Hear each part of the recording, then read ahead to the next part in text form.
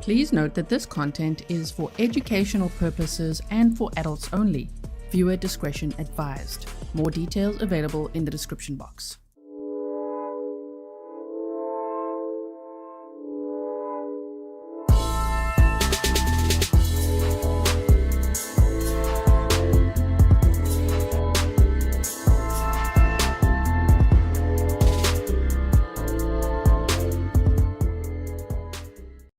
Hello everyone and welcome back to another live stream with me, Gila County. This is Grizzly True Crime, and today we're going to be doing a deep dive on the case of Emily Pike, who so many of you have been emailing me about. I don't think I've ever received so many emails about one case before, with everyone requesting that I talk about it. So thank you so much for all the information that you've shared, all the links, just everything you've been telling me about the case.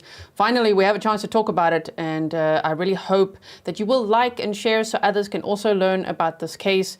There are killers on the loose. Is it one killer? Is it three? There's three potential suspects. I don't know, but that's very scary, and they can not get away with the murder of a teenager. Okay, so we're gonna be doing, obviously we're gonna look at a presentation now, we'll do some map time, we've got some video clips to look at and all sorts of things as well. Thank you everyone. Thank you Pammy for the sticker earlier. Jeannie's welcome to membership. Tomorrow we'll have a members only stream, and let's just get into it, right? Welcome mods, patrons, members, subscribers, and all the locals in chat. If you are local, this case takes place in Arizona. Let me know, right? Okay, so let's quickly have a look over here. I've got my presentation coming up here. All right. I just want to move myself over so that you can read it nicely with me as well.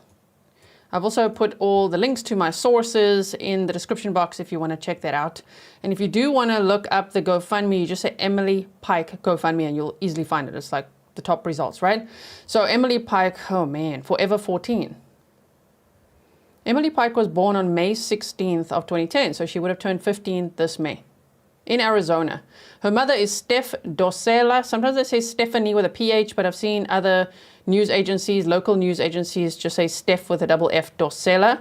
And she has 3 siblings. She was a Native American girl from the San Carlos Apache Tribe in Arizona. Her family lives on the San Carlos Apache Indian Reservation. I'm so sorry if I mispronounce anything. Please correct me in the chat or in the comments. I always like to learn how to say it right. So thank you so much if you are doing that. Ash says, thank you for the way you cover the cases. Will always be a Grizzly. You're the best. Thank you so much. So her favorite color was pink. She loved anything sparkly and colorful and had boundless creativity. Her hobbies were horizonless. She wanted much more for herself, said Alyssa Dosela, that would be her aunt. Her mother described her as a very happy and kind person. She loves painting, she loves art, she loves to draw, is what her mother said, obviously when she was missing, and then her remains were found, so shame, she's deceased. She loved music. She had a contagious smile, and her family described her as sweet and soft-spoken. So she sounds like an empath, like she was very arty. She loved animals and all of that. We'll get to more of that in a moment as well. Welcome to all the new members and, of course, all the new subscribers as well. All right, so I want to move on to the next slide now. Shame. This poor girl, oh my goodness. 4 of Emily's cousins remembered her as a funny, kind, and happy person who loved animals, K-pop, and Roblox. One of her cousins last spoke with her a few weeks before she went missing, and Emily told her that she was going to return to the San Carlos Apache Reservation within a month. So if she spoke to her a few weeks before, then really it would have probably been then, you know, early January, beginning of January. So she would have then been wanting to go home by early February, I would speculate, based on what her cousins have said. And so she said that in their last conversation, they were excitedly planning their shopping trips together and were looking forward to seeing each other. One of the members of the tribe said that Emily dreamed of becoming a veterinarian. Her mother said she wanted to study art in college. Emily was last seen on January 27th of 2025. Leaving a group home. She was living at this group home in Mesa, Arizona, and she was seen at approximately 7:45 leaving. When they say seen, it's because police later found surveillance footage, but they unfortunately don't have surveillance footage from where her remains were found.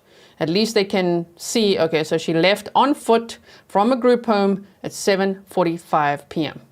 Also, the group home it was on, we've actually got the street address, hold on one second. It was near East McKellips Road and North Mesa Drive. Now, they're not publicly naming the group home, but I have seen on Facebook some people speculating the name of the group home. So I went to that name of the group home, and I do see from the reviews, they've got 1.6 stars in total, out of 5. And there's a lot of comments implying that Emily was at that group home. But because, the police aren't sharing that, I'm not going to share it right now either. But I'm sure if you dig on Facebook, you'll find things, right? So they said that, shame, her remains were discovered on Valentine's Day, on February 14th of 2025. Her grandmother, Agatha Key, said, "I've been crying every day." And then she said she's my only granddaughter. So I don't know if because they said earlier that she's got 3 siblings. Maybe it's just from different dads, or I'm not too sure. But she said, "I've been crying every day. She's my only granddaughter." I don't know where I had a picture on the right-hand side of this writing, but I don't know where it went now. Sorry about that. Okay. Laura Bell said, "So glad you're covering this. In my opinion, the Native American people are the true forgotten ones." I mean, I think statistically, yes, right? There's not even speculation. I think so, sadly. And you said, "So thank you, Gizla, so much. P.S. You pronounced Apache exactly as it's pronounced." Thank you so much. So the San Carlos Apache Tribe has approximately 15,000 members and occupies nearly 1 million acres of land, including areas in, I think you say that, that Gila word. I hear them on the news saying Gila, like it's like spelled Gila, but like Gila, Graham, and Pinal counties. San Carlos Apache Tribe is one of the largest and most historic Apache tribes. In the past, they lived throughout southeastern Arizona, including the San Carlos flatlands and surrounding mountainous areas. Today, San Carlos Apache Tribe still maintains many of their traditions and ceremonies, including cultural festivals and activities such as fishing, hunting, and farming. The tribe has also developed social and economic services, including healthcare, education, tourism, and business. The source for that is Native Culture on Facebook. The group home where Emily was staying was approximately 125 miles from home, and a roommate from the group home speculated that she thinks Emily was busy trying to get home. Almost like she was going to visit a boy that she liked, is what the roommate said. We'll get to that. And then that she wanted to then maybe head home, maybe hitchhike home, and the wrong person picked her up, which is so very sad. Julie Harris said, "Happy birthday, G. Thank you for all you do." Thank you so much. Tomorrow is my birthday. Yes, I'm turning 41, everyone. Georgia, thank you so much for the sticker. We will have a members only stream, quick one, tomorrow. Okay, so the link is on the community tab if you want to find that. All right, so I just wanted to tell you a little bit of background in case you didn't know about this tribe. Now, Emily had allegedly had a history of running away from the group home. She had allegedly been reported missing 4 times since 2023. The source is police statements cited by ABC 15. A roommate of Emily's reported that she had seen many children run away from the group home in the 4 years that she had been there. She said Emily had lived there 2 separate times. Her roommate said that Emily struggled with her mental health. There are allegedly, now this is very concerning, okay? There are allegedly 30 incidents of missing children reported from the same group home. Now, I'm asking, is that repeats or do they mean 30 children? In a local news report, a video where they actually interviewed a detective, they said 30 missing children. They didn't word it as 30 incidents. I'm choosing the safe, cautious option of saying 30 incidents. Could it have been like if Emily was reported missing 4 times, does that count as 4 incidents out of 30, or is it literally 30 children that went missing multiple times, or even that 30 children are missing right now? Because, oh my word, that is a huge concern. From everything I can find, it's not like they went missing and were found again. It sounds to me like there's 30 children who have gone missing from that group home. Red flag. If I had a giant red flag, I'd be flying it right now. Like, what? So if that's true, oh my goodness, I really, really hope, no wonder they're not naming the place. Yeah, let's hope the FBI, who's now on the case, is really looking into that, because that sounds extreme. According to Mesa Police and news outlets like so Arizona Family and 12 News, the group home served girls aged 7 to 17 and accepted referrals from both the Arizona Department of Child Safety, so DCS, and Tribal Social Services. Police clarified that Emily was not in DCS custody, suggesting her placement was overseen by tribal authorities rather than the state foster care system. Because I was trying to get to the bottom of this, right? I also wanted to know why is she there, right? Her mother, Steph Dosela, has not publicly disclosed the exact circumstances leading to Emily's placement in the group home. So I don't know. But wow. Monday, January 27th of 2025, Emily's roommate said that she had told her that she was going to meet up with a boy that she met while taking guitar lessons. She left on foot at approximately 7:45 p.m. while a church group was conducting activities at the group home. So everybody was distracted, is how the roommate worded it. And then they named her Chelsea in the media just to protect her identity and didn't show her face. We can look at that later if we get to it, because we've got lots of clips to look at. But I am quoting from what the roommate's interview said. And so she said, yeah, everyone was distracted, and then she left at 7:45 p.m. on foot. Police have been able to recover surveillance footage from the area. Her roommate believes, based on where her remains were found, that she was just trying to head home. Then her mom said her case manager finally came a week later to tell me she was missing. I'm like, phew, a week later? That's also terrible. Maybe it's like, oh, she's been missing before, been reported missing before, but still, it's a child. It's a missing 14-year-old. Don't wait a week to report they're missing. Don't wait a week to tell the mother. Please don't do that. It's the world is very dangerous, especially for children. Oh my goodness, right? So Mallory said, woohoo, 1 year as a Grizzly and proud of it. Thank you, Grizzly, you are the best. And to my Grizzly fam, love you all. You know who you are. Thank you, and happy 1 year Grizzlyversary. So I would say if that was approximately a week later, about a week later, the case manager told her mom that she was actually missing. I was speculating maybe the mom found out around February 3rd. And then this flyer went out, missing or runaway juvenile. Emily Pike, age 14, female, Native American, hair brown, eyes brown, height 4'10", is that what that is, right? And weight 115 pounds. Emily was last seen wearing a pink and gray shirt. I mean, they said her favorite color was pink. Emily was last seen on the 27th of January at approximately 19:45 hours, which is 7:45 p.m. in the area of Mesa Drive and McKellips Road when she left her residence on foot. And then she was found deceased on Valentine's Day and dismembered. So trigger warning, this case is absolutely horrifying. A dismembered 14-year-old, last seen on January 27th, remains discovered on February 14th, and they haven't arrested anyone yet. I know they're working hard on that investigation, but I'm like, oh man, yeah, we better put a spotlight on this because people do need to be held accountable. Now, the red handprint that you'll see throughout the presentation, I'm sure that many of you know what it is. The red handprint is a symbol, I'm telling those of you who don't, of the voiceless and the silence of the media and law enforcement when it comes to missing Indigenous people. So hashtag missing and murdered Indigenous women and girls. There's also a 2SG one as well, which you can look up the meaning of that too, if you want to. I just quickly want to see. Yeah, so somebody also said it's 30 incidents, not 30 different children. That's not what they reported in that media report, but media reports can get it wrong. Police could say things certain ways that it sounds like 30 children. They literally phrased it 30 children. I myself phrased it 30 incidents because that 30 children would just be, I can't. That's so many. My goodness. Okay, so, okay, I wanted to still show you some map time. I just want to see what's on the next slide quickly. Hold on 1 second. Okay, so let's do the map time after, right? It's all happening from Mesa, Arizona, and then there's a San Carlos reservation, and just north of that would be where her remains were discovered. So I'll show you that afterwards. So Mesa Police, this is from time.com that I just wanted to try to understand as well.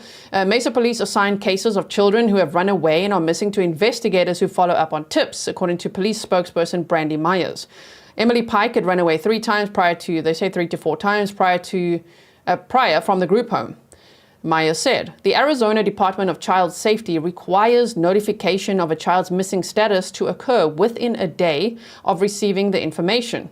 However, that requirement doesn't extend to tribal social services, according to Anika Robinson, president of the nonprofit foster care advocacy group ASA Now. Emily was in the custody of San Carlos Apache Tribe Social Services, which could not be reached for comment at the time that she went missing from the group home in Mesa. Mesa Police reported Pike as missing to the National Crime Information Center the evening of January 27th, the same day that police got word of her disappearance. Police have said it would have been up to the group home to contact her case manager, who then would have contacted Pike's family or the tribe. Pike's mother, Steph, has said in interviews that she didn't hear about her daughter's disappearance until a week later. Robinson questioned why it took so long. Imagine what probably had already transpired by that week, she said. Ivamo said we need more awareness for MMIW. I agree. We have covered a few cases as well, but absolutely, I do agree with you. Okay, so if you want to share those hashtags when you share the stream, you can do that as well. So, trigger warning, okay? Hold on. Before we get to what happened here, I do want to show you the map time. So let's do that quickly.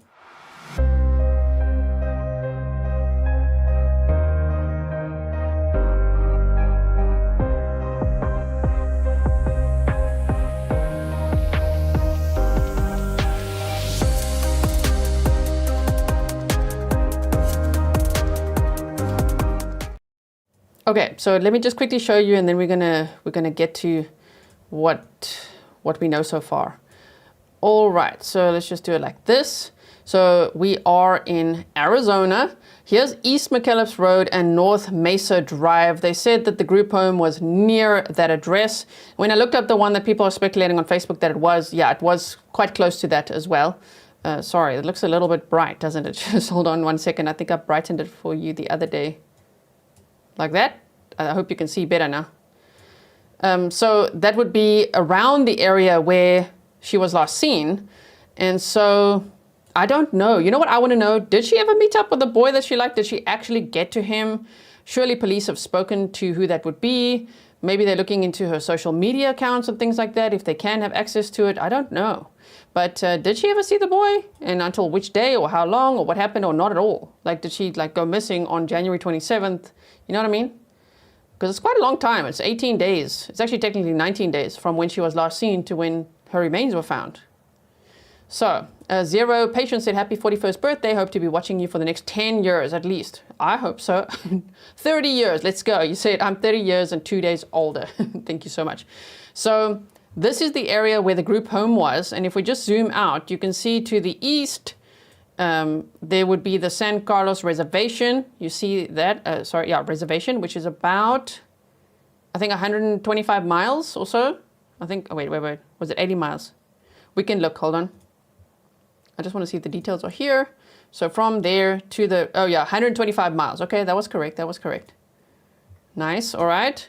So 125 miles would be from there to where her family lived, and her remains were actually discovered north. Here's Globe, Arizona. You see this area called Globe?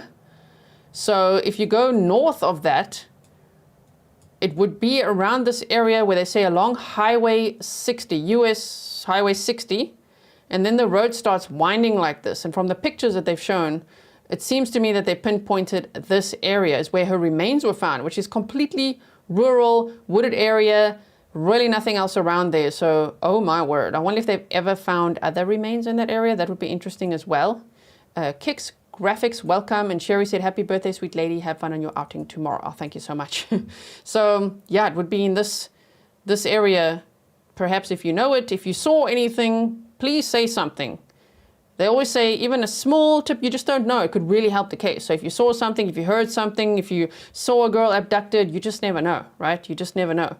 So just to show you on the map, roughly what we're looking at, okay? Like, it's pretty far actually for this little girl. And I don't know what the circumstances are or who picked her up and when exactly. The police clearly are still working on that as well. So where'd the presentation go? Hello.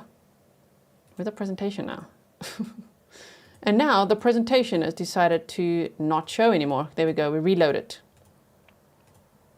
Okay, so we were here, and now we're going to get to the trigger warning, okay? Vamos, thank you so much. A $50 sticker. You said, much love, GN Mods. Everyone stand up and do something good for someone. Thank you so much. I really appreciate that. Okay, so we've read through that. Now, trigger warning, okay? Because the details can be quite graphic and upsetting, especially considering this was a 14-year-old, sweet, beautiful little girl. Oh my goodness. So Emily, 14, was last seen, just reminding you, on January 27th of 2025 in Mesa, Arizona. Welcome to any locals in chat. On February 14th of 2025, large contractor bags. So they say trash bags, but later they clarified large contractor bags were discovered by hikers in a wooded area off US Highway 60 north of Globe, Arizona, containing human remains, which was 18 days later. 80 miles away, 129 kilometers from where she was last seen. The remains were identified as Emily's on February 27th of 2025. So it took a while, of course. And then on the right-hand side, if you just quickly look at that screenshot, they said an internal memo from the Gila County Sheriff's Office leaked information about the condition of Emily's body when it was found, sparking outcry on social media. Oh my word, they put something out there on social media somehow that was only meant for other law enforcement agencies, and I'm like, oh my goodness, so everybody learned more about that. And so, yeah, they said the information was not officially released and declined to comment. Oh dear. Loki, thank you so much from South Africa. Okay, so then, if you just, man, that picture as well, it's just so sad to see what this little girl was reduced to, like to be put in trash bags, and it gets worse, okay? They said Emily's torso and head were in one bag, and her legs were in another bag, and her arms and hands have not been found. And there's actually an investigator or detective that had speculated in an interview that perhaps she had fought back. Maybe there were scratches on her arms or evidence under her fingernails or things, and that's why. But I don't know. That is just so sinister. Thank you so much. I'm going to pop the stickers on the screen if you guys do. Thank you. I really appreciate it. I just definitely, I just want to focus on the case as well, but I really appreciate all your support. Thank you very much. Okay, so can you believe that? Like, oh my goodness, her torso and head were in one bag, her legs in another, her arms and hands have not been found. Her autopsy showed that she had visible face and head trauma. Gila County Sheriff's Office detectives reportedly told Emily's mother that they are looking at 3 potential suspects. Now, I'd love to know more about that, right? Very, very interesting. 3 potential suspects. How did they get there? I wonder when we'll see those arrests. Will it be 1 person? Will it be 2? Will it be 3? Like, what's going to happen there? Very interesting, very scary for this little girl. There was another case, which was actually Madeline Soto's case, where there was also leaked information, remember? Where the sheriff had actually posted a picture of the victim's body on Instagram. Yeah, so, but this, oh my, like on Facebook posting about the condition of these remains, and you know that they think it's Emily's. Shame, the poor family, oh my goodness. But now the information is of course out there, it's public now. Janet said, I heard another quote, silence does not speak. Powerful. Very. Thank you, Janet. Thanks for being a member for 20 months. Okay, so I don't know, who are these 3 potential suspects? Since when have they had the eye on them? What's happening? I'd love to know. Let's hope that we can meet again soon and have an update, right? Because there must be justice for Emily Pike. This cannot just go like unanswered, unsolved. No, there's too many cases like that, especially in the MMIWG group, right? So after Emily's remains were discovered and identified, the case then became an open and active homicide investigation. By March 1st of 2025, the Gila County, it's not Gil, it's Gila, it's with an A, County Sheriff's Office publicly announced that Emily's case was now a homicide investigation and that the Pinal County Medical Examiner's Office was assisting to determine Emily's cause of death. That must be very difficult to do because it's a dismemberment case, but I do hope that they can find answers, of course. On March 5th of 2025, the GCSO, so the Gila County Sheriff's Office, said that they had developed leads and that the FBI and the Bureau of Indian Affairs, BIA, had joined the investigation. Tips and leads are being received around the clock, but no arrests have been made yet. So thankfully, the police are saying, yes, they are receiving lots of tips and leads. And so yeah, I would like to bring this to everyone's attention, this case, in case you just never know who's going to see this, who hasn't really heard of it, but thought, oh, you know that one day I actually saw something, maybe, you just never know. So if you saw something, if you know something, please do call the police. These are the numbers that you can reach. They're also in the description box. All right. So let's keep going, and then we've got lots of clips to look at as well today. The Sheriff's Office announced the FBI, the Bureau of Indian Affairs, and San Carlos Apache Tribal Police are assisting in the investigation. The FBI will be involved in interviewing family, friends, acquaintances for information. Even the smallest breadcrumb can result in investigative leads. They will also be looking at her electronic footprint. That's what I'm saying. If they have access to that, that's great. Said Michael Anderson, a retired FBI special agent. As of Friday night, there are no persons of interest, suspects, or arrests. Some of Emily's remains remain missing, though investigators have stated that there is no active threat to the public. 12 News asked GCSO how they can assure the public safety while the suspect or suspects remain at large. Yes, we don't have anything that we could point to say, yes, public should be concerned. Yes, it is concerning when you have a body that turns up like this, you know, that in and of itself would be a concern. But as far as a serial killer, which is something we were asked about before, do we think this is a serial killer? We don't have any evidence or anything to indicate that this is part of a series of murders, said Lieutenant Jim Lottie, the Gila County Sheriff's Office, right? So from the Gila County Sheriff's Office. But there was another interview which we can look at where law enforcement said it's probably not this, whoever did this, it's probably not their first time killing. Just think about the nature of it, you know what I mean? And where they disposed of the victim's remains, and that some of her remains are still missing as well, right? Okay. So, also, the numbers that I had displayed on the screen, by the way, those ones that you can call that are in the description box are public record. I'm not sharing anything that I'm not supposed to share. This is a YouTube disclaimer. They don't like it if you share numbers, and sometimes the bots could get confused thinking that you're sharing personal numbers. I'm not sharing personal numbers. It's police agencies that they are asking. They're appealing to the public for the public's assistance in helping them solve this case, which is why we are here talking about it today, right? Okay, and so vigils for Emily were held on March 4th, 6th, and 8th in Arizona. They just said the one on the 8th, they weren't sure if that happened. I couldn't find that, but I think so. I saw lots of pictures, lots of video clips as well of all these vigils. Very passionate people that absolutely want justice for Emily and so many other cases like hers as well. More vigils have been planned or have occurred out of state, Wisconsin, Colorado. There's another one coming up. We'll get to that in a moment. I'll tell you where it's going to be. Kovia said, happy early birthday, G. Thank you so much. It's my last day of being 40 years old. Can you believe it? So advocates say that the crisis stems from colonization and forced removal, which marginalized Indigenous people by erasing their culture and identity, limited funding, understaffed police departments, and a jurisdictional checkerboard that hinders authorities from working together have only exacerbated the issue, which is just, that's so sad. Angie says, sorry I'm late. Better late than never. You can always watch the replay as well to see what you missed. Thank you for being here. And Karen says, happy birthday, Gisela. Thank you so much. All right, so you can just see all the memorials being set up, you know, shame. So here's some stats. Indigenous women and girls are murdered 10 times more than other ethnicities, with murder being the third leading cause of their deaths. That is shocking, according to the Native Women's Wilderness Organization. The organization also cited statistics from the National Institute of Justice report that said more than 4 out of 5 Indigenous women have experienced violence, and half have specifically experienced sexual violence. The rates of violence against Native American women are the highest among any socioeconomic group. The statistics became even more staggering when taking into account that Native American women only make up 2.2% of the population of women in the USA and 1.1% of the total population. The source for that is Daily Mail, where they were quoting that and summarizing it. So all the links are in the description box if you want to go and read that all for yourself. Thank you, Lisa.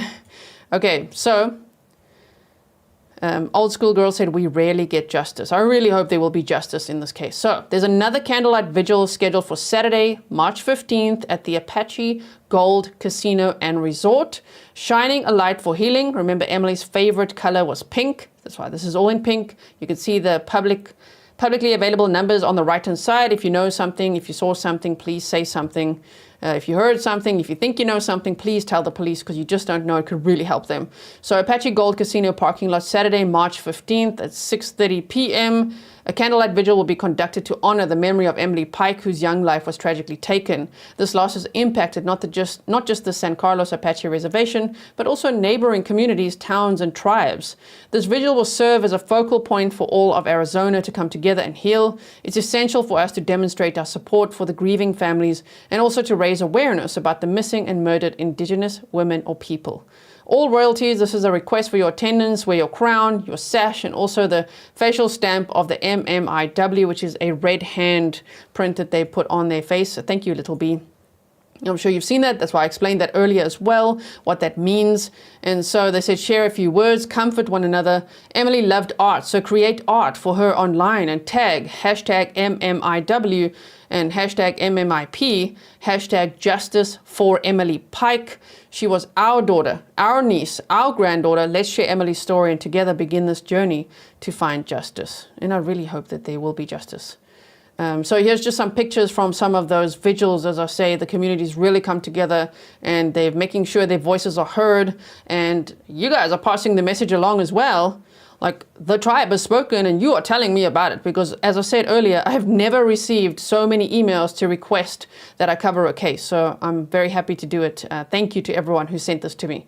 So justice for Emily Pike. They also say hashtag no more stolen sisters. So I'm just telling you these as well, in case if you like and share it with those hashtags, because it really helps to categorize it on social media, whether it's on Facebook or X or Blue Sky or Instagram or wherever it is, Reddit, that you're sharing it. It helps to put that all together, right? So people can find it easily. So they say MMIW, say her name, Emily Pike. All right, so now I would like to show you some clips, which if I need to boost it, of course I will. This one is of Emily Pike. Shame. Let me just quickly make sure that the color is right for you. Just hold on one second, because I've now made it too dark again like this. Just I want to make sure the color is nice so that you can see clearly with all these clips. I just tweaked it earlier for map time. All right, okay, so let's put the sound on here. I wanted to say that I miss you so much, and I really hope I'll try to see if he can come visit me next time. Young teenage innocence. It's everything 14-year-old Emily Pike embodied to her family and friends. My daughter, she was a very happy and kind person. She loves painting, she loves art, she loves to draw. Emily's mother, Steph Dosela, tells me over the phone her daughter was hoping to go to college and pursue her love of art. That all changed in late January. Her case manager finally came a week later to tell me that she was missing. Emily's family lives on the San Carlos Apache Indian Reservation and tells me at the time Emily was living in a group home in Mesa. According to the Mesa Police Department, Emily was last seen alive on January 27th near Mesa Drive and McKellips Road, and the group home manager reported her missing. This week, the Gila County Sheriff's Office said they found dismembered remains. Okay, so the rest, they go over everything we've just been over, all right? So just hold on one second. I just have to refresh my page here quickly. YouTube is being a little bit naughty lately. I hope you guys can still see me. I just want to bring the chat back up. Okay, so in this clip, they show everything that we've just discussed. So I don't want to keep you unnecessarily to watch that. So let us quickly, just hold on one second. I want to get the chat going again. We're going to skip to another clip now. But as I said, everything is linked for you in the description box. So I just wanted to show you that so you could see the clip of Emily there. And now let's look at this one, because there's a few that I want to show you. So just buckle up, right? 18-year-old girl was murdered, and her remains were discovered near Globe weeks after she went missing from a Mesa group home. There's been an outpouring of support from the Indigenous community in the valley, raising awareness about her death. However, shame, look at them all fighting, you know, for Emily's voice to be heard and for their own voices to be heard. So many people have lost their own family members too. Welcome to all the locals. Tukey8888 said, this young lady was a student at our school that I teach at. It has hit the community here very, very hard. I'm so sorry for your loss and to hear that, and I can only imagine. Thank you so much for being here with us. Janine said, thank you for shining a light on this tragic case, justice for Emily. Thank you so much. However, investigators have yet to bring a suspect into custody. Good evening and thanks so much for joining us. For 12 News at 10, I'm Kariba Devine. I'm Mark Curtis. Tonight, we're hearing directly from the Gila County Sheriff's Office as they continue to investigate her brutal murder. 12 News journalist Bianca Bono is live in the newsroom. And Bianca, we know there have been no arrests yet, but have officials at least identified a suspect or a person of interest? They have not, but I'm told they're aggressively pursuing countless leads. And with the help of the FBI and Bureau of Indian Affairs, they hope to solve this disturbing case as quickly as possible. How often are you guys getting tips and leads at this point? Our detectives are getting calls almost around the clock. Lieutenant Jim Lottie is with the Gila County Sheriff's Office, the lead agency investigating the murder of 14-year-old. So I just have to talk in between for copyright fair use purposes. So if anyone's like, just play the video, just please know that YouTubers have to talk in between, okay? So I'm glad that they were able to interview this lieutenant. Emily Pike. When you take into account the way in which Emily's remains were recovered and found, how does that impact your investigation? It doesn't change how we investigate. It is definitely, in this particular case, I would use the description of a special kind of evil. The 14-year-old girl with a contagious smile was a beloved member of the San Carlos Apache Tribe. But on January 27th, she was last seen alive on foot near Mesa Drive in McKellar. You will see that that lieutenant is quoted quite a lot in articles saying a special kind of evil, right? I mean, to murder a 14-year-old girl and dismember her, put her remains in trash bags and just dispose of her in the way whoever did is just, yeah, I understand why the lieutenant says a special kind of evil. Phillips Road after leaving the Mesa group home where she lived. There was some surveillance footage that the detectives are looking into. What about the area where her remains were found? In that area, that's such a rural area. There's like no housing, there's no businesses, it's just, forests. 2 weeks after she was last seen, Emily's remains were found off the US 60 near Globe, her head and torso in trash bags. But investigators say they don't believe. So if someone's just joining now, trigger warning for this case, right? You can hear the details are very horrifying. Mallory said, do you know why she was in a group home or the circumstances around that? We did discuss that on one of my slides in the presentation. So if you missed that, please check it out because I dug up as much as I could. But no, we just do the short answer. We don't know. We don't know what the circumstances are surrounding why she was in a group home. That's where she was killed. This week, the Sheriff's Office announcing the FBI and Bureau of Indian Affairs are assisting in the investigation. Mike Anderson is a retired FBI special agent. The FBI will be involved in interviewing family, friends, acquaintances for information. Even the smallest breadcrumb can result in investigative leads. They will also be looking at her electronic footprint. Right now, there are no persons of interest, suspects, or arrests. Some of Emily's remains remain missing, though investigators have stated there is no active threat to the public. Given the fact that the person or people who did this are still out there, how can you assure public safety? There isn't anything that we can point to say that, yes, there is a threat. We don't know yet, who our suspects are or the person of interest. Emily's murder sending shockwaves throughout Indian country, sparking a greater conversation about missing and murdered Indigenous women, sharing Emily's name and story to ensure she is not forgotten. The detective shared with me they're getting a lot of calls from people that are like, please don't let this case die, keep looking, and a lot of concern and care. And that's one of the things I would say to the people out there. Yes, we appreciate the concern and the care, and we have just as much as we pursue this investigation. I agree. I mean, I'm also getting, as I said, I've recently got a flood of emails about this case. So thank you so much to everyone for sending me that as well.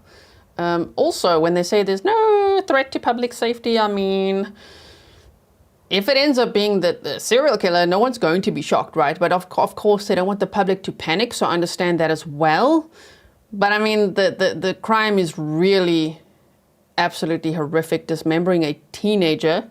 And does this not remind you a little bit of Brian Smith? Remember the case out of Alaska? If you didn't check it out, there is I think there's a playlist for Brian Smith, or if you just say Brian Smith, Alaska, Grizzly True Crime, you will find that.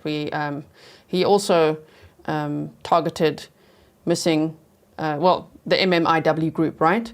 Oh my goodness. So, okay, let me just quickly boost this one a little bit. So now the grandmother is going to be speaking over here. So let's have a look at that.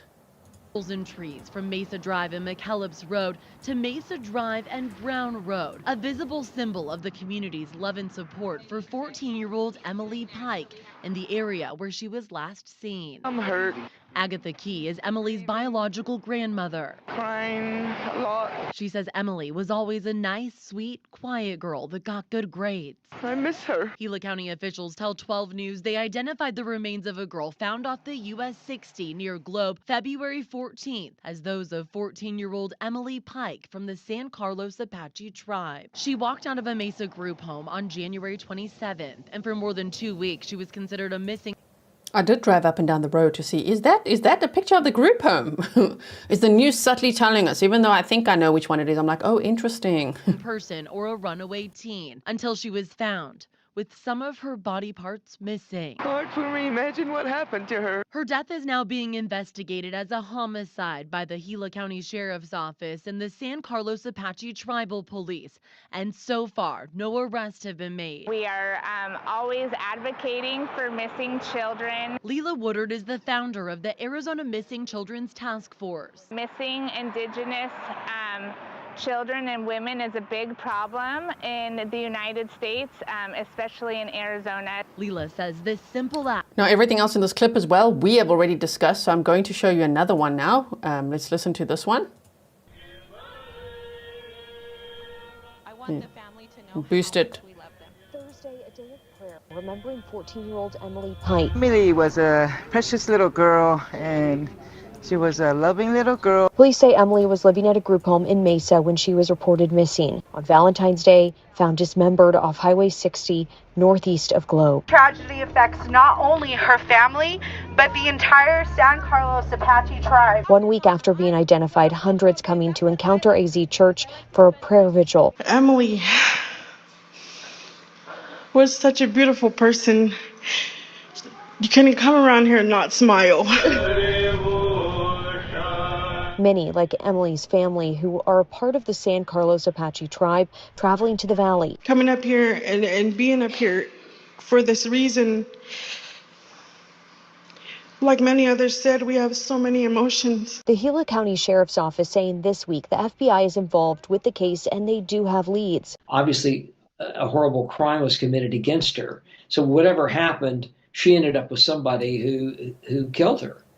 And so movement is really important. Brad Garrett is a former FBI agent, now a crime and terrorism analyst for ABC. Fortunately, because you've got county police and federal agents working on the case, they can tackle these things a lot quicker because the manpower is there. Oh, sorry. Sorry to pause him on his face like that. Okay, so wait. Oh, old school girl said, I have lived in the reservation, the orphanage, and the group home. It's rare for the FBI to work with the BIA. So that's interesting as well. So I really hope that they can apprehend who needs to be apprehended. And if technology needs to be done, then they'll do that too. As the investigation plays out, Epidemic of missing and murdered Indigenous women remains largely unreported, and we continue to be overlooked. organizers and leaders at Thursday's vigil working and calling for change. We matter. We matter. As long as I have air in my lungs, I'm going to continue to speak until we make change and difference. Emily's family, with so many behind them, pushing for justice. At this time, who is responsible, but I do know they mess with the wrong people. We are not going to be quiet. This is not going to, we want justice and we're not going to be quiet until we get it. For Arizona. I like that. They messed with the wrong people. We're not going to be quiet. I like that. Barco, thank you so much for the birthday wishes. Okay, we've got 2 more clips. Wait, I want to make sure that I boost each one for you so that we can hear it very nicely. Some of them are a little bit soft. So this reporter is actually standing in the area where they found Emily's remains in those large contractor bags or trash bags. So they're going to describe it here. Yeah, Tram, good afternoon to you. The remains of young 14-year-old Emily Pike were discovered somewhere where I'm standing. I'm about 20 miles northeast of the town of Globe. We're right off of Highway 60 in a very desolate and rural area, a very foresty area here in Gila County. Her remains were discovered back on February 14th, and the Gila County Sheriff's Office tells us a homicide investigation began a short time after that. Now, the Mesa Police Department actually tells us that Emily was missing. She was considered a runaway teen. She had disappeared from a group home back on January 27th. They tell us she left on foot that evening. That group home is located in the area of Mesa Drive and McKellips. As I said, a missing persons case began. That was until her remains were discovered here northeast of Globe. For over a week and a half, the community had really zero idea that Pike's remains were found. That was until the Gila County Sheriff's Office accidentally leaked more details on Facebook. Those details were only meant for other law enforcement agencies. But I wonder how they did that. Like, do they share things with each other, like with groups, with other law enforcement agencies on Facebook? How did it get there? I don't know, but shame. Oh my goodness. Okay, so that was leaked to the public, and then the public's like, what? In that Facebook post, they revealed that Emily's head and torso were found in black trash bags. They said her arms and hands were still missing.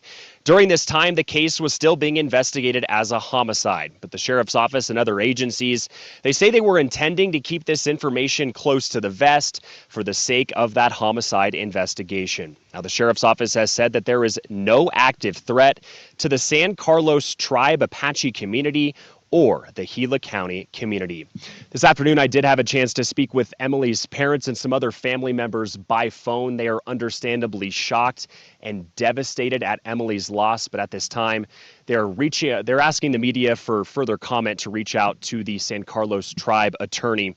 This afternoon, I also tried to reach back out to the Gila County Sheriff's Office to get further information on where this homicide investigation stands and if there's any further investigative leads that they can reach out to and release to the public to try to give us an understanding of where that stands. But so far this afternoon, I'm still awaiting their response. What we do know is that there have been no arrests made in Emily's murder.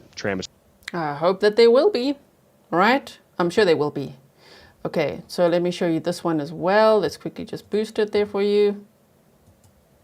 Was when she said she was going to return in within a month. But like not even a week later or like 2 weeks later, she ran off. And she ran off and none of us really knew that she ran off until some of us seen the missing person report of her, or they finally told our grandma. And then a month later, they come down to our house and they tell us that she's gone, that she's no longer with us.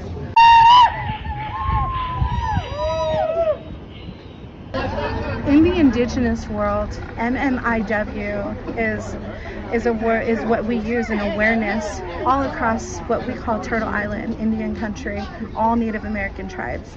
And this is an awareness to share light of all the missing and murdered Indigenous women. You hear it all the time, especially as a Native American. And then all of a sudden, it happens to your own. It hits so close to home for this occurrence to happen. Not only that, to happen to your own family, and it's such a horrific experience. Emily Pike! Say her name! Emily Pike! Say her name! Emily Pike! Shame, and they want obviously justice to be served. I want to show you this one as well, which says the FBI joins investigation into girl's brutal murder in rural Arizona. So if any of you are only joining now, we're looking at the case of Emily Pike, who was last seen, 14 years old, last seen on January 27th of 2025, and her remains were found, dismembered remains, about 100 miles away from where she was last seen. And it was north of Globe, Arizona, in this wooded area. And then this is now a homicide investigation. The FBI is also helping out in the case, and I really hope that they will have answers. So let's quickly see this clip over here. The FBI, part of the investigative team in the Emily Pike murder case, as several agencies work to uncover and arrest the person who killed and dismembered a young and innocent teenager. The possibility that this is somebody who enjoys doing this type of thing is a horrible possibility. Jim Eggleston is a retired FBI special agent and has insight into what detectives are likely working on now and why the FBI would get involved. Police say it was back on January 27th when 14-year-old Emily Pike ran away from her group home in Mesa. On February 14th, her remains were discovered off Highway 60 north of Globe, dismembered and in trash bags, with her hands and arms missing. Somebody who committed this kind of murder. So when they say there's no threat, and as I say, I understand they don't want the public to panic, but obviously there's a threat. If somebody that's capable of doing that is still out there free, they could do it again. They probably will do it again. You know what I mean? Like it is scary, and I'm sure they're working very hard behind the scenes to find the killer or killers. They said they've got 3 potential suspects. Murder, do we believe this was their first time killing? Probably not, I would say, and they probably are older. Just the fact that they'd have to have the means to get out there, some form of transportation. Eggleston says when it comes to leads, the FBI is likely starting with technology. Cellular analysis, looking not only at her devices, but what cell phones might have been in the area where she was found and in the area where she went missing. Is there something in common there that could identify a single person? They'll also be looking for clues from behavior or personality traits of the killer, especially at the crime scene. Did the killer leave behind a signature or something that would have meant something to them? Is there a reason they took Emily's hands and arms? She may have fought back. She may have scratched the person or people who attacked her, and therefore their DNA might be under her fingernails, and they were possibly aware of that and trying to prevent that from being discovered. You know, a sexual sadist would commit those types of crimes either because of the pleasure they derive from it, or again, to try to cover up what they've done. Eggleston says they also must look at Emily's activity in the days before she disappeared. While he isn't sure if this was committed by someone Emily knew or by someone she came in contact with after she ran away, he's Yeah, because she told her roommate that she was going to meet up with a boy that she had met while getting guitar lessons. And I wonder if she did meet up with him, you know, or if I wonder also if that would be like a story. I say that only because if she had a phone, you just never know who teenagers could meet online. We've seen plenty of cases like that. For example, there's still the Amber Alert for Sophia Franklin. People are also asking about that. There are no updates. I've seen no updates yet. I will keep you posted if I see anything. But, you know, that's also from online communication. So thankfully, yes, the FBI is on the case and they're going to be looking at all of that as well. Shay said, thank you for spotlighting our Indigenous women in our community. Absolutely. So let's listen to the rest of this here. Suspects a similar scenario played out either way. I think she'd be, unfortunately, too willing to trust the wrong person in the wrong circumstances and probably got taken advantage of it in that way. Eggleston says the medical examiner's report will be key in this case and could provide how she was killed before her body was dismembered and potentially by what weapon. The Gila County Sheriff's Office tells me while they are working on the leads, they can't go into detail about them as it would jeopardize the investigation. And it seems like a complicated investigation because Emily was living in Mesa, her body found so many miles away near Globe. How many agencies are involved with this? And she's from the San Carlos Apache. Okay, so we went over those details in our presentation. So if you missed that, do go check it out. I've also linked that for you if you want to see the rest of that clip. That reporter does a very good job reporting on cases. So let's see this one. I'm trying to think which other case. We've seen her before in other cases. I just can't remember which one, but she's very good. So Sherry, welcome as well. Let's quickly listen to this one. This would be the roommate, Emily's roommate, speaking to the media. Missing pieces about what 14-year-old Emily Pike's life was like in the group home and why she ran away in late January. We have learned Emily is not the first or only teen to have run away from that group home. The tragic story of Emily Pike, seen by millions. I wanted to say that I miss you so much. After the 14-year-old's dismembered body was found in eastern Arizona on Valentine's Day. Her remains stuffed into trash bags. But the story hits hardest for those who lived with Emily in the Mesa group home, like her roommate, who we're calling Chelsea to protect her identity. My relationship with Emily was just like trying to steer her in the right direction. I feel like the sound is a little bit soft for you, right? Let me just quickly boost it for you. Hold on one second. We'll do it like this, and then there we go. Okay, let's go a few The seconds Mesa back. group home, like her roommate, who we're calling Chelsea to protect her identity. My relationship with Emily was just like trying to steer her in the right direction because it's hard being in the group home. Chelsea says she lived at the group home near Mesa Drive in McKellips for 4 years, and that Emily lived there 2 different times. Emily was from the San Carlos Apache Reservation, and Chelsea says she struggled with mental health and there were better resources in the valley. While Chelsea recently moved out, she's in contact with many of the girls still living there.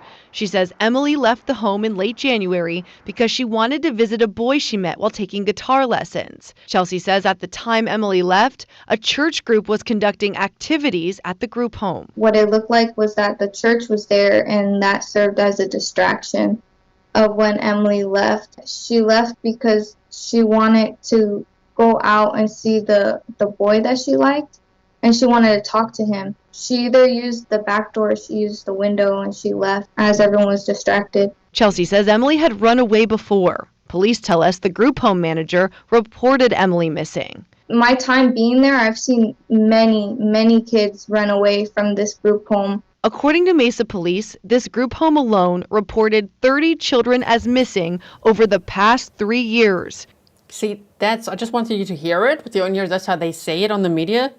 According to the Mesa Police, they reported 30 missing children. So 30 missing child reports in the last 3 years. So there, we could interpolate that means 30 missing children incidents, which means that if Emily, for example, went missing and was reported missing 4 times, then that might not be 30 children. It might be 6 children, that disappeared 5 times each or something, for all we know, right?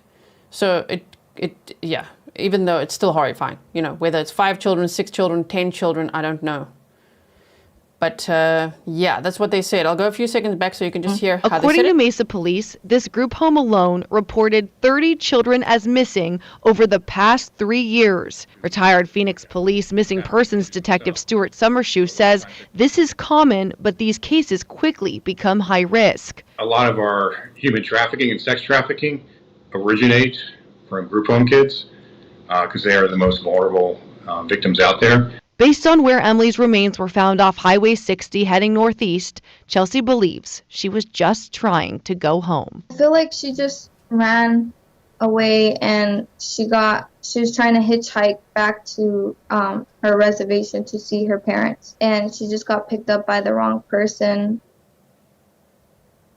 And I think she might be onto something, the roommate, right? If we look at the map again, if this is where she started, I don't know where there would be a boy that she'd be wanting to meet up with. I don't know if she met him online, if she had guitar lessons online or actually in person.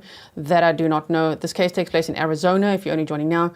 And so she was last seen around this East McKellips Road and North Mesa Drive at a group home where she was staying.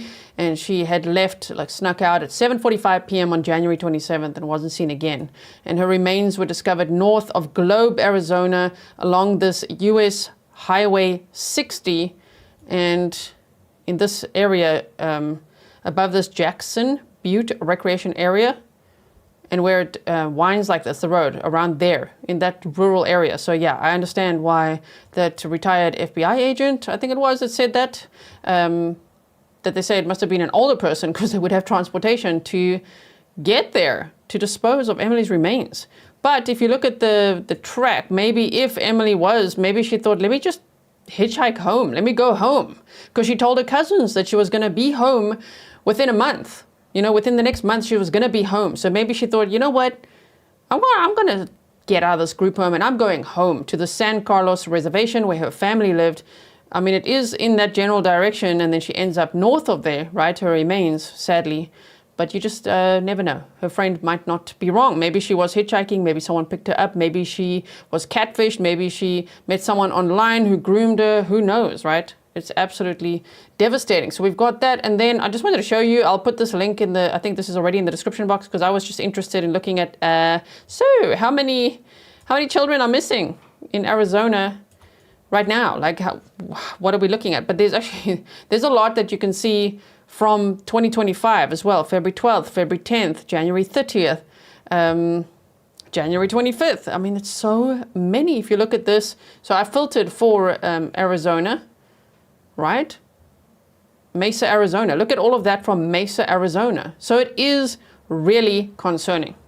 I think that is a public safety concern and very, very scary to see just how many teenagers are missing right now, and all of them in that age range. You know, Emily was 14 years old, so 16, 16, 15, 16, 14, 17, 16. Look at that. Isn't that quite hectic? Stefan said 30 kids missing or 30 incidents of missing kids. It's sus. Yeah, either way, it's sus. No matter how you look at it, it's sus. They better look into the group homes, right? So yeah, I will share this link with you in the description box as well if I have not already.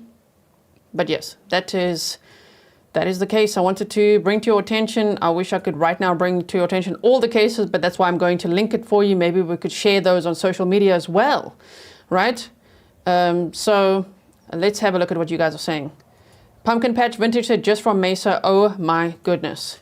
So if any family or friends of Emily are watching, I hope that you will know that we have your back here at Grizzly True Crime, that we are so sorry for your loss. I mean, sure, it's scary, it's horrifying, it's devastating, and I really hope that there will be justice for Emily Pike and so many other victims as well. But in this case, now with the FBI working on this and many other agencies, I believe we'll see a positive outcome. I really hope so, that they will actually apprehend who needs to be. And if they do, and when they do, they might actually save, obviously, a whole lot of other lives, right? Because anyone who's capable of doing what this suspect or suspects did, yeah, they need to be put away forever, right?